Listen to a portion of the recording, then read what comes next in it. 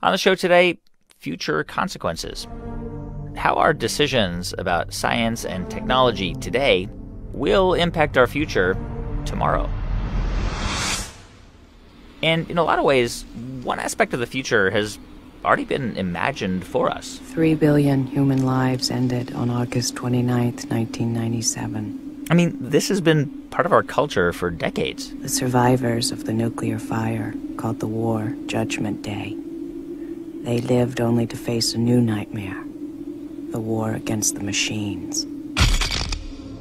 Okay, so you might recognize this scene. It's Sarah Connor in Terminator 2, describing how artificial intelligence sparked a nuclear attack and then waged war against the surviving humans, which is something that should terrify all of us, right? Yeah, and what especially worries me about artificial intelligence is that I'm freaked out by my inability to marshal the appropriate emotional response. Which should be what? Oh, I think potentially it's the most worrisome future possible, because we're talking about the most powerful possible technology. This is Sam Harris. I am a writer and podcaster and neuroscientist and also armchair philosopher. And Sam says our inability to react to this future with urgency poses a big problem. The quote from Stuart Russell, the computer scientist at Berkeley, is, "Imagine we received a communication from an alien civilization which said, 'People of Earth, we will arrive on your planet in 50 years. Get ready.'" Right now, just imagine that. Now, that is the circumstance we are in, fundamentally. We're talking about a seeming inevitability that we will produce superhuman intelligence which, once it becomes superhuman, then it becomes the engine of its own improvements. Then there's really kind of just a runaway effect where we can't even imagine how much better it could be than we are. Sam picks up this idea from the TED stage. At a certain point, we will build machines that are smarter than we are. And once we have machines that are smarter than we are, they will begin to improve themselves. And then we risk what the mathematician I.J. Good called an intelligence explosion, that the process could get away from us. Now, this is often caricatured as a fear that armies of malicious robots will attack us. But that isn't the most likely scenario. It's not that our machines will become spontaneously malevolent. The concern is really that we will build machines that are so much more competent than we are that the slightest divergence between their goals and our own could destroy us. Just think about how we relate to ants. Okay, we don't hate them. We don't go out of our way to harm them. In fact, sometimes we take pains not to harm them. We step over them on the sidewalk. But whenever their presence seriously conflicts with one of our goals, we annihilate them without a qualm. Okay, the concern is that we will one day build machines that could treat us with similar disregard. It's crucial to realize that the rate of progress doesn't matter. Any progress is enough to get us into the end zone. We don't need Moore's law to continue. We don't need exponential progress. We just need to keep going. So we will do this if we can. The train is already out of the station, and there's no brake to pull. You believe that it is inevitable that at some point we humans will create the technology to more or less replicate humans. Yeah, I think that the moment you recognize that intelligence is platform independent, then you just have to give up this idea that there's any barrier to machines becoming superhuman. And when they do become superhuman in their abilities to design experiments, to engineer new machines, then they will be the best at doing that. But we're not there, right? I mean, at this point, there are a lot of things humans do that machines and robots just can't do. Yeah, I think this notion of a goal of human-level intelligence is quite misleading. We're living with what's called narrow AI, which is superhuman in its area of application, but is not at all general, and therefore isn't nearly as good as the human mind is now, or the best chess player in the world is a computer, and now the best Go player in the world is a computer. The best facial recognition system is a computer, and yet none of these systems is good at anything else, really.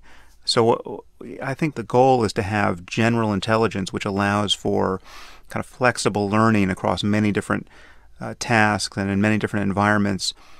But once we have something that's truly generalizable and seamless, it won't be human level. It will become superhuman, and it won't be human level unless we consciously degrade its capacity to be human level. I mean, and we would never do that. Right, because that's just not a normal human response. Because when most people hear about AI or talk about it, it's with this incredible optimism. I mean, this technology will enable us to do things we can't do. We're going to be able to crunch numbers in ways that we can't right now and solve diseases through data. And machines are going to be able to do tasks and do them much faster. So, I mean, there is a sense of wonder about the future of artificial intelligence. Yeah, I think that's appropriate because intelligence is our most important resource, and we want more of it.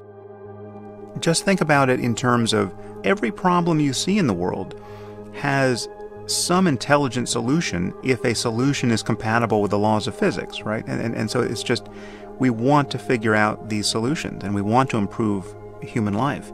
But yeah, we are racing toward something we don't understand. And the scary thing is that many people thinking about the potential upside here don't seem too aware of the ways in which it could go wrong, and in fact are just deny that there's really anything worth thinking about here.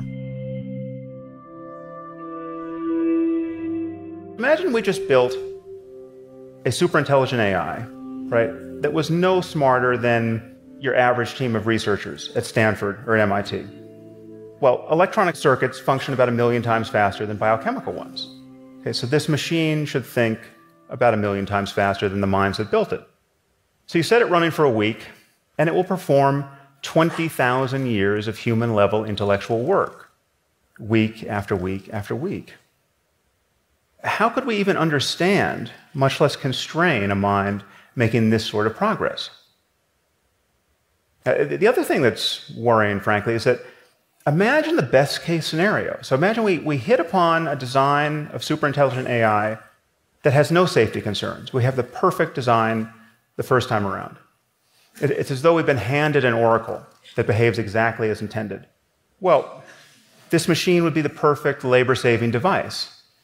It can design the machine, that can build the machine, that can do any physical work, powered by sunlight, more or less for the cost of raw materials. Okay, so we're talking about the end of human drudgery.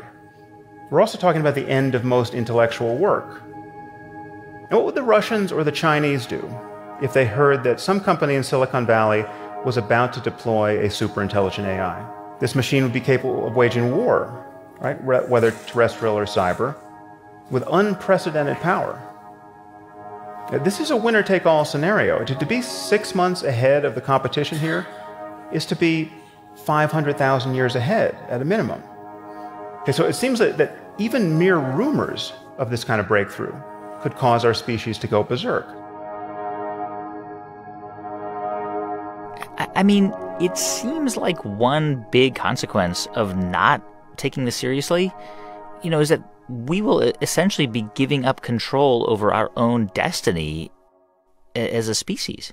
Yeah, well, potentially. And obviously there are the people who say, well, we would never do that. We would never give up control, right? Right. But there's just no guarantee of that, particularly when you imagine the power that awaits anyone, any government, any research team, any individual, ultimately, who creates a system that is superhuman in its abilities and general in its abilities. Well, then no one can really compete with you in anything. It's really hard to picture what the intellectual and scientific inequality that suddenly could open up. I mean, based on the pace of this technology, I mean, how much longer will humans be the sort of the dominant species on planet Earth? Well, I have no idea. I just think that the pace of change suggests that the next 50 years could represent an astonishing epoch of change. Just look at the pace of change in our own lives in the last 20 years. Most of us have only been on the internet for about 20 years. 20 years ago, you had people saying the internet is going to be a bust, right? I mean, there's no there, right? No one's going to use this thing, right? Yes. And look at the world we're in now, and this is a comparatively old kind of breakthrough. I mean, nothing of the last 20 years has been transformed fundamentally by artificial intelligence. So I think the next 50 years could change everything. Now, unfortunately, I don't have a solution to this problem, apart from recommending that more of us think about it. I think we need something like a Manhattan Project on the topic of artificial intelligence. Not to build it, because I think we'll inevitably do that, but to understand how to avoid an arms race and to build it in a way that is aligned with our interests.